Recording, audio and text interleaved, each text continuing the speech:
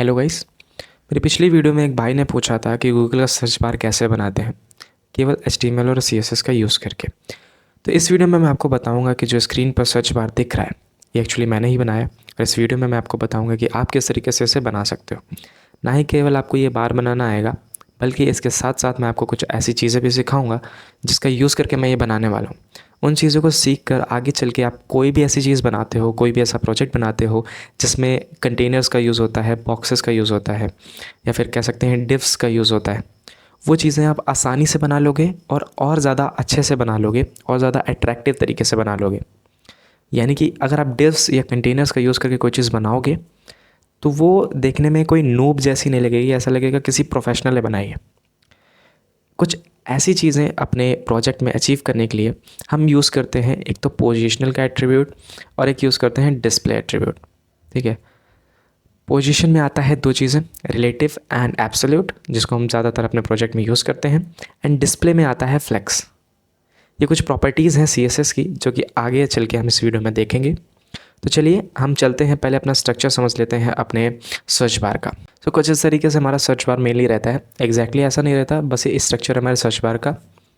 यहाँ पर रहता है हमारा गूगल का लोगो, ये रहता है हमारे पास वॉइस का आइकन, ये रहता है लेंस का आइकन, और यहाँ पे हमारा रहता है इनपुट का टैग बीच में जो ब्लैक वाला है। ओके, सो ये रहता है हमारा गूगल बार का जो स्ट्रक्चर है वो कुछ इस तरीके से रहता है। आइए इसको बनाने से पहले जान लेते हैं कुछ चीज़ें CSS के बारे में, HTML एलिमेंट्स के बारे में। मान लीजिए ये हमारा एक बड़ा डिव है, हम कोई भी प्रोजेक्ट बनाते हैं तो उसमें डिव का यूज़ करते हैं। मान लीजिए ये एक पेरेंट डिव है, ठीक है। इसके अंदर आपने कुछ और डिव्स बनाई हैं, इसको मैं यहाँ पर कलर चेंज कर देता हूँ। इसके अंदर आपने कुछ और डिव्स बनाई हैं, जैसे कि ये ग्रीन वाली, इसको मैं डुप्लीकेट करके कर देता हूँ एक और ये। ओके, मान लीजिए आपने ये दो डिव बनाई हैं उस पेरेंट डिव के अंदर। इसे मैं एक और बार डुप्लीकेट करके नीचे लगा देता हूँ। ठीक है, मान लीजिए ये पेरेंट डिव है और उसके अंदर आपने ये तीन डिव बनाई हैं। ठीक है, उसके अंदर आपने ये तीन डिव बनाई है, तो आपने ध्यान दिया होगा कि ये डिव्स जो हैं ये कभी भी एक के बगल में एक नहीं आती, कुछ इस तरीके से कभी नहीं आती, वो हमेशा एक के नीचे एक आती है। ऐसा क्यों होता है? क्योंकि CSS में एक प्रॉपर्टी होती है जिसको कहते हैं इनलाइन ब्लॉक। ओके, CSS में कुछ एलिमेंट्स होते हैं जो कि इनलाइन ब्लॉक टाइप के होते हैं, यानी कि जो वो एलिमेंट्स होंगे वो पूरे ब्लॉक का जो पूरी लाइन है उसकी जो स्पेस है वो लेते हैं। जैसे ये हमारा ये ब्लॉक है जो सबसे ऊपर वाला, ये पूरी स्पेस लेगा यहाँ से लेके यहाँ तक। ठीक है, पूरी स्क्रीन में पूरी विड्थ की स्पेस लेगा, इसको कहते हैं इनलाइन ब्लॉक। भले इसका साइज केवल इतना है, ये स्पेस कितनी लेंगे? पूरी। ठीक, ये वाला भी स्पेस कितनी लेगा? पूरी। ये वाला भी यहाँ से लेके एंड तक। ओके, सो इसीलिए ये जो हमारा नीचे वाला बॉक्स है वो इसके बगल में नहीं आएगा, क्योंकि इसके बगल वाला स्पेस किसने ले रखा है? ये वाले भाई साहब ने। ठीक है, इसीलिए जो ये वाला बॉक्स है इसके जस्ट बगल में नहीं आएगा, इसके एंड होने के बाद इसके नीचे आएगा। आई होप आपको ये समझ में आ गया होगा। अब हमें इन बॉक्सेस को एक के बगल में एक लाना है। अब ये कैसे आएगा? क्योंकि इसके बगल की जो जगह है यहाँ की, वो तो भाई इस बॉक्स ने ले रखी है, तो इसके बगल में ये बॉक्स कैसे आएगा? इसके लिए हम यूज़ करते हैं डिस्प्ले फ्लेक्स। चलिए हम डिस्प्ले फ्लेक्स देख लेते हैं क्या होता है। यहाँ पर मैं लिख लेता हूँ डिस्प्ले फ्लेक्स। ओके, आइए देखते हैं डिस्प्ले फ्लेक्स क्या होता है। इसको मैं थोड़ी देर के लिए एकदम साइड में कर देता हूँ। जैसे ही मैंने इस पेरेंट डिव के CSS में इसको एक प्रॉपर्टी दे दी डिस्प्ले फ्लेक्स, जैसे कि यहाँ पर लिखा हुआ है डिस्प्ले फ्लेक्स, ये डिस्प्ले फ्लेक्स हमें देनी होती है इसके पेरेंट को। जैसे हमने इसके पेरेंट को डिस्प्ले फ्लेक्स दिया, ये इसके अंदर वाले जो एलिमेंट्स हैं ये वाले, ये जो पूरी जगह ले रहे हैं ये अब पूरी जगह नहीं लेंगे। डिस्प्ले फ्लेक्स लगाते ही जिसके एलिमेंट्स हैं सारे वो एक के बगल में एक आ जाएंगे। ठीक है, सिर्फ इतना करने से ये सारे एलिमेंट्स पूरी जगह ना लेकर के उनका जितना साइज़ होगा केवल उतनी स्पेस ही लेंगे। आई होप ये आपको समझ में आ गया होगा। ओके, अब चलते हैं अपने बार की तरफ। अगर आप यहाँ पर ध्यान से देखें तो सबसे पहले तो एक बड़ी सी हम एक डिव बनाएंगे, उसमें एक एक करके एलिमेंट्स लगाएंगे। सबसे पहले हमने लगाया ये लोगो, हमने लगा दिया डिव के सबसे ऊपर। उसके बाद हमने लगाया इनपुट टैग, वो इनपुट टैग बगल में नहीं आएगा, नीचे आएगा। क्यों? क्योंकि ये वाला जो आइकन है इसने पूरी जगह ले रखी है, इसलिए ये जो इनपुट टैग है ये नीचे आएगा। ठीक, सेम इसी तरह जो हमारा ये वाले आइकन्स हैं ये दोनों, ये भी इसके बगल में ना आकर के नीचे आएंगे। तो इसको हम नीचे कर देते हैं। ओके, सो कुछ इस तरीके से यहाँ पर हमने इसको नीचे कर दिया। अब क्या होगा, अब हमें इनको लाना तो अगल बगल में है, क्योंकि सर्च बार तो कुछ इस तरीके से रहता है, सारे एलिमेंट्स एक के बगल में एक रहते हैं, तो हमें इसको एक के बगल में एक लाना है। सिंपल सा, हमें कुछ नहीं करना है, यहाँ पर लगा देना है डिस्प्ले फ्लेक्स। इससे होगा क्या, हमारे जो सारे एलिमेंट्स हैं वो एक के बगल में एक आ जाएंगे। चलिए डिस्प्ले फ्लेक्स लगा दिया, इससे होगा क्या, ये आ गया इसके बगल में, ये आ गया इसके बगल में, एंड ये भी आ गया इसके बगल में। अब क्योंकि ये एक के नीचे एक नहीं है, तो ये जो पूरी स्पेस ले रखा है इसने बड़ी सी, वो पूरी नहीं होगी, छोटी सी होगी इनके साइज़ की। तो ये इस तरीके से हमारा बन जाएगा search bar. Okay, I hope ये चीज़ आपको समझ में आ गई हो। अब जब आप डिस्प्ले फ्लेक्स लगा देते हो अपने किसी भी कंटेनर में, तो उसके अंदर आप कुछ और प्रॉपर्टीज़ भी यूज़ कर सकते हो। जैसे कि एक प्रॉपर्टी होती है गैप। मान लीजिए आपने उस कंटेनर में डिस्प्ले फ्लेक्स लगा दिया। ओके, आपने क्या लगा दिया, डिस्प्ले फ्लेक्स। इसके साथ साथ आप यहाँ पर एक और चीज़ यूज़ कर सकते हो, गैप। क्या यूज़ कर सकते हो, गैप नाम की एक प्रॉपर्टी होती है, उसे भी आप उस कंटेनर में यूज़ कर सकते हो। गैप यूज़ करने से होगा क्या, मान लीजिए आपने इसको गैप दे दिया 10 पिक्सल का।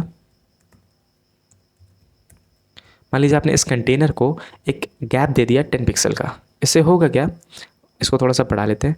इससे होगा क्या, इसके अंदर जितने भी एलिमेंट्स होंगे ना, जितने भी एलिमेंट्स होंगे वो एक जगह ले लेंगे 10 पिक्सल की स्पेसिंग बीच में, यानी कि इसके सभी एलिमेंट्स के बीच में 10 पिक्सल की गैप आ जाएगा। आई होप समझ में आ गया, इसके नाम से आपको समझ में आ रहा है गैप का। जैसे आप यहाँ पर गैप 10 पिक्सल यूज़ करते हो, सभी मेंबर यानी सभी इसके जितने चाइल्ड होंगे उनके बीच में 10 पिक्सल का गैप आ जाएगा। ओके, आई होप आपको ये समझ में आ गया। इसके अंदर कुछ और भी चीज़ें होती हैं जिसको कहते हैं justify content and align item. Okay, align item का यूज़ हम इसमें करने वाले हैं। आपको एक छोटा सा एग्जांपल यहाँ पर दे देता हूँ अलाइन आइटम का। यहाँ पर मैं लिख लेता हूँ अलाइन आइटम सेंटर। ओके, यहाँ पर मैंने यूज़ कर लिया है अलाइन आइटम सेंटर। ठीक है, इससे क्या होता है, इससे ये होता है कि ये जो हमारे इसके अंदर जितने भी एलिमेंट्स हैं, ये क्या है, ये अभी तो एकदम सट के यहाँ पर ऊपर लगे होंगे। ठीक है, सट के एकदम ऊपर लगे होंगे। क्यों? क्योंकि ये केवल उतनी स्पेस ले रहे हैं जितनी इनको ज़रूरत है। तो ये जो ऊपर फालतू में जगह छोटी हुई थी, इसको मैं एक बार ग्रुपिंग कर देता हूँ। ओके, तो ऊपर जो इसमें फालतू में जगह छोटी हुई थी, आप यहाँ पर देख रहे हो ऊपर जो जगह छोटी हुई है वो इसे नहीं छोड़नी है, तो ये कहाँ आ जाएगा, एकदम सट के ऊपर आ जाएगा। ठीक, आपने अलाइन आइटम सेंटर दे दिया किसको, पेरेंट को। इससे होगा क्या, वर्टिकली, ध्यान दीजिएगा, वर्टिकली यानी ऐसे, वर्टिकली ये जो हमारा एलिमेंट है इसके बीच में, इसका जो मेंबर है वो कहाँ पर आ जाएंगे, सेंटर में आ जाएंगे, क्योंकि हमने क्या दिया है property, align item centre. I hope आपको ये भी समझ में आ गया होगा। अब हम चलेंगे अपने कोड की तरफ और देखेंगे किस तरीके से हम ये बनाते हैं। आपको यहाँ पर आउटपुट तो दिख ही रहा होगा जो मैंने सर्च बार बनाया है। तो अब हम चलते हैं अपने कोड की तरफ। तो यहाँ पर मैंने पहले से जो बना रखा है उसे मैं यहाँ पर पूरा इरेज कर दूँगा। यहाँ पर मैंने बेसिक सी कोडिंग कर रखी है जिसमें मैंने केवल बॉयलर प्लेट लिखी है CSS की, और यहाँ पर भी मैंने ज़्यादा कुछ नहीं किया, सिर्फ एक बॉयलर प्लेट लिखी है। उसके बाद एक डिव बनाया है बार नाम का, उसके अंदर एक आइकन लगाया है सर्च का, एक इनपुट टैग लगाया है। उसके बाद मैंने एक और डिव बनाई है, एक और डिव बनाई है जिसके अंदर दोनों इमेज हैं किसकी, गूगल वॉइस की, यानी कि जो वॉइस वाला आइकन होता है उसकी, और जो लेंस वाला आइकन होता है उसकी। मैंने यहाँ आइकन की जगह यहाँ पर जो पेनजी है वो लगा रखी है, ये रही गूगल लेंस की एंड ये वॉइस की। तो चलिए चलते हैं, इसे पूरा यहाँ से हटा देते हैं और फिर से स्टार्ट करते हैं कोड करना। तो सबसे पहले हम यहाँ पर बनाएंगे बार नाम का एक डिव। ओके, ये बार नाम का डिव होगा जो कि हमारा मेन डिव होगा, जिसके अंदर हमारा इनपुट टैग एंड आइकन्स होंगे। ठीक, चलिए इस बार आइकन को हम यहाँ पर थोड़ी सी स्टाइलिश दे लेते हैं। यानी बार को सबसे पहले यहाँ पर बैकग्राउंड कलर वाइट दे दूँगा, इसको मैं विड्थ दे दूँगा 500 पिक्सल एंड इसको मैं हाइट दे दूँगा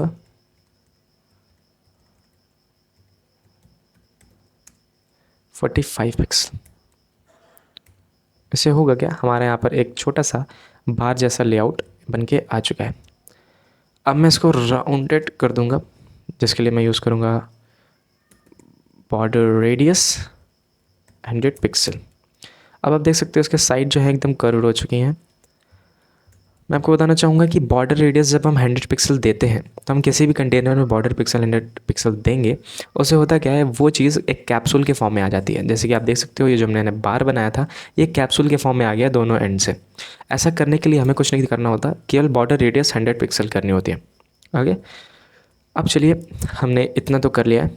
अब इसके अंदर हम अपने जो मनचाहे एलिमेंट्स हैं वो लगाएंगे। इसकी मैं हाइट अभी के लिए हटा देता हूँ। ठीक, हाइट मैंने हटा दी इसलिए गायब हो गया। अब इसके अंदर सबसे पहले हम क्या लगेंगे, यहाँ पर हम लगाएंगे आइकन। अब आइकन लगाने के लिए हम जाएंगे हमारे रिमिक्स आइकन में। यहाँ गए हम रिमिक्स आइकन पर। आइकन ढूंढने के लिए रिमिक्स आइकन की वेबसाइट पर आपको ऊपर गिटहब का साइन मिल रहा होगा। ये रहा गिटहब का साइन यहाँ पर। अब आप जैसे गिटहब के साइन पर क्लिक करेंगे, यहाँ पर इसके गिटहब रिपोजिटरी खुल जाएगी और नीचे जाते समय आपके यहाँ पर CDN का ऑप्शन आएगा। आपको मैं जूम करके दिखा देता हूँ। आपका यहाँ पर CDN का ऑप्शन आएगा। इस CDN का ऑप्शन में जो आपको लिंक मिलेगी उसे आपको यहाँ से कॉपी करना है। कॉपी करने के बाद आपको कोड में आना है और यहाँ पर आप देख सकते हो, यहाँ मैंने ये जो लिंक कॉपी कर रखी है इसी जगह पे यहाँ पर पेस्ट कर देना है। मैंने पहले से कर रखी, मैं आपको फिर से करके दिखाता हूँ। ये मैंने फिर से पेस्ट कर दी और कुछ इसी तरीके से आपको भी यहाँ पर ये दी गई लिंक CDN वाली पेस्ट कर देनी है। ठीक, जैसे आप यहाँ पे पेस्ट कर दोगे, आप रिमिक्स आइकन के सारे फीचर्स यूज़ कर लोगे अपने कोड में। अब यहाँ पर हम सर्च करते हैं एक आइकन सर्च का। ठीक है, यहाँ पर मैंने सर्च किया, मेरे को ये आइकन ठीक लगा, मैंने इसको कॉपी कर लिया। ये वाला कोड यहाँ से कॉपी कर लिया। अब हम आएंगे अपने प्रोजेक्ट में और वो वाला आइकन यहाँ पर पेस्ट कर देंगे। अब देखिए यहाँ पर एक सर्च आइकन आ चुका है। आप अगर ध्यान से देखें, मैं आपको जूम करके फिर से दिखा देता हूँ। यहाँ पर एक सर्च आइकन आ चुका है। ओके, सर्च आइकन के बाद हमें लगाना था एक इनपुट टैग, जिसमें प्लेस होल्डर रहेगा। यहाँ पर मैंने एक सर्च आइकन लगा दिया है। मैं इसको जूम कर देता हूँ थोड़ा सा। अब इस इनपुट टैग को हम थोड़ी सी स्टाइलिंग देंगे, डॉट बार इनपुट। अब इस इनपुट टैग को हम थोड़ी सी स्टाइलिंग देंगे। सबसे पहले इसका बॉर्डर नन करेंगे।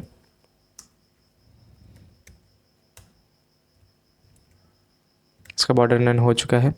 बॉर्डर नन करने से पहले हम इसको एक विड्थ दे देते हैं ताकि हमें दिखे कि इसकी विड्थ कितनी हो चुकी है। 380 पिक्सल लगभग, और ज़्यादा। ओके, अभी के लिए इतने रखते हैं। इसके बाद हम यहाँ पर लगाएंगे बाकी दोनों इमेजेस, जिसके लिए हम उनको अलग एक डिव में डाल देंगे। वो क्यों, आइए आपको बताता हूँ। इसकी हम एक क्लास दे देंगे आइकन्स की, ताकि वो जो दोनों आइकन्स हैं, एक वॉइस वाला और लेंस वाला, वो एक साथ रहे। ओके, यहाँ पर मैं इमेज के थ्रू लगाऊंगा आइकन्स, क्योंकि हमारा जो आइकन है वो इमेज के फॉर्म में। सबसे पहले हम यहाँ पर गूगल वॉइस डालेंगे और उसके बाद यहाँ पर डालेंगे गूगल लेंस वाला।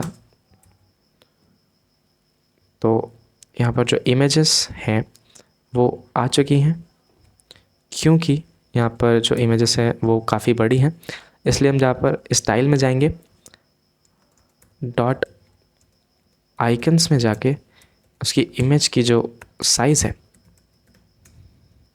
वो हम यहाँ पर कम करके 20 पिक्सल कर देंगे। अब आप यहाँ पर देख सकते हो जो हमारा सर्च बार है उसका सारा लेआउट, यानी कि उसके अंदर जो जो होता है वो आ चुका है। अब आपको जैसा कि मैंने बताया था, उसके जो सभी मेंबर होंगे वो एक के नीचे एक आते हैं, यानी कि पूरी जगह लेते हैं।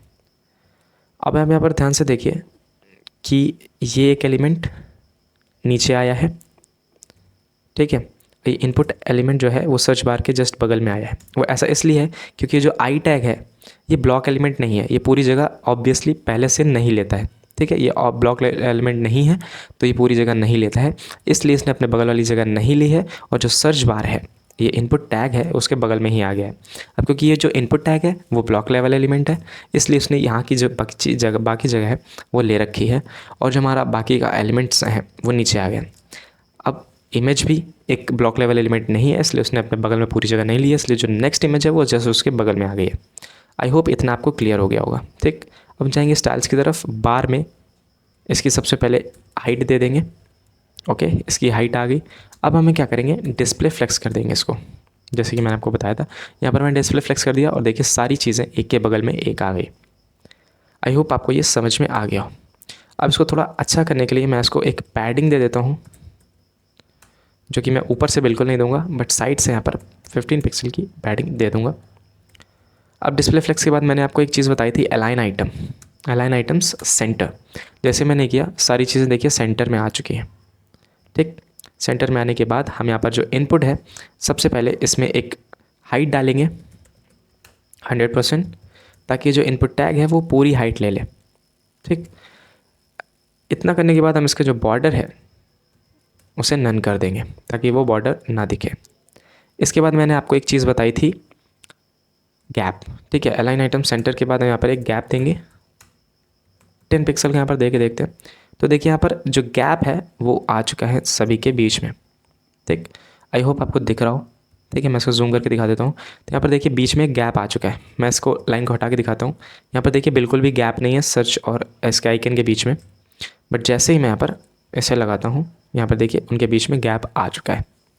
अब आप देखिए ये जो इमेज है इनके बीच में अभी हमें थोड़ा सा गैप चाहिए। ठीक, इसके बीच में गैप करने के लिए हमें क्या करना पड़ेगा, ये देखिए ये इमेज किसके अंदर है, ये आइकन्स नाम के पेरेंट के अंदर है। ये जो बड़ा वाला डिव है उसके अंदर ये दोनों इमेजेस हैं। तो हमें क्या करना पड़ेगा, आइकन्स को, आइकन्स जो हैं सबसे पहले उसे डिस्प्ले फ्लेक्स करना होगा। उसको डिस्प्ले फ्लेक्स करने के बाद हम यहाँ पर गैप को यूज़ कर सकते हैं। गैप हम दे देंगे 10 पिक्सल। आई होप अच्छा लगे। हाँ, ये ठीक लग रहा है। तो यहाँ पर हमारा पूरा जो सर्च बार है वो कम्प्लीटली बन चुका है। आप इसके साइज़ को उल्टा ऊपर नीचे कर सकते हो। सबसे पहले साइज़ में हम यहाँ पर बार के अंदर जो इनपुट टैग है इसका फॉन्ट साइज़ चेंज करेंगे 20 पिक्सल। ठीक लग रहा है, थोड़ा ज़्यादा है 18 पिक्सल, और ये परफेक्ट है। ठीक, इसका जो सर्च आइकन है हम उसको भी यहाँ पर थोड़ा सा ठीक करेंगे। डॉट बार के अंदर जो आई है उसका जो फॉन्ट साइज़ है यहाँ पर हम 10 पिक्सल करके देखते हैं। काफ़ी ज़्यादा छोटा हो गया, 20 पिक्सल। हाँ, बेटर है। देखिए यहाँ पर हमारा जो सर्च आइकन है वो कम्प्लीटली बन चुका है। आई होप आपको ये सब समझ में आ गया हो। इमेज थोड़ी छोटी लग रही है आइकन की, आप इसे चेंज कर सकते हो। अगर आपको इसी तरीके की और भी वीडियोस देखनी हो तो आप हमें सब्सक्राइब कर सकते हो। आप अपने कोई भी डाउट हो हमें यहाँ पर कमेंट करके बता सकते हो। कमेंट करने के साथ साथ आप हमारे टेलीग्राम पर भी मैसेज कर सकते हो। टेलीग्राम पर हमारा एक ग्रुप है जहाँ पर आप मैसेज करके हमें बता सकते हो। ये देखिए हमारा एक ग्रुप है जिसमें हम सारे अपडेट्स डालते रहते हैं। जो भाई ने हमें कमेंट करके पूछा था CSS यूज़ करके गूगल सर्च बार बनाने के लिए, उसका ये वाला जो मैंने थंबनेल है वो भी इसकी अपडेट मैंने अपने टेलीग्राम चैनल पर डाल दी थी। तो आप इस टेलीग्राम चैनल को ज्वाइन कर सकते हो। आप देख सकते हो यहाँ पर मैंने ऊपर सब कुछ बता रखा है, सारे अपडेट्स यहाँ पर डाल रखे हैं। आप जब पिन मैसेज में जाओगे तो आपको दिखेगा कि यहाँ पर मैंने क्या क्या बताने का वादा किया है अबाउट द चैनल में। यहाँ पर मैं टिप्स एंड ट्रिक्स बताऊँगा आपको वेब डेवलपमेंट से रिलेटेड, एंड इसके साथ साथ मैं अपने प्रोजेक्ट भी शेयर करूँगा जो मैंने बनाए हैं अलॉन्ग विद सोर्स कोड, यानी कि आपको उसका कोड भी मिलेगा प्रोजेक्ट का साथ में। ओके, मैं दूसरे क्रिएटर्स की वीडियोज़ भी पोस्ट करूँगा फुल स्टैक डेवलपमेंट से रिलेटेड, ताकि आप उन क्रिएटर से भी सीख सको। कुछ शॉर्ट्स मैं उनके डालूंगा, जैसे कि यहाँ पर आप देख सकते हो मैंने नीचे डाले भी हुए हैं कुछ। ये देखिए मैंने शेरियंस कोडिंग स्कूल की एक वीडियो डाली हुई है, उसके नीचे एक और वीडियो डाली हुई है। तो कुछ इस तरीके से मैं यहाँ पर दूसरे क्रिएटर्स की भी छोटे छोटे शॉर्ट्स जो मुझे लगता है कि आपको सिखाना चाहिए वो मैं डालता रहता हूँ। उसके साथ साथ मैं कुछ प्रोजेक्ट आइडियाज़ भी शेयर करूँगा, और आगे चलते चलते यहाँ पर मैं और भी फीचर्स इस चैनल पर ऐड करूँगा। ठीक है, यहाँ पर मेरी लिंक्डइन प्रोफाइल है, आप जाकर चेकआउट कर सकते हो। इंस्टाग्राम एंड गिटहब रिपोजिटरी जो भी है, गिटहब प्रोफाइल आपको यहाँ पर मिल जाती है। तो अगर आपको इन सब चीज़ों का फ़ायदा उठाना हो तो आप हमारे टेलीग्राम चैनल को ज्वाइन कर सकते हो। लिंक आपको डिस्क्रिप्शन में मिल जाएगा, और कुछ इसी तरह की वीडियोज़ देखने के लिए आप हमें सब्सक्राइब कर सकते हो। मिलते हैं आपसे अगली वीडियो में, तब तक के लिए जय हिंद।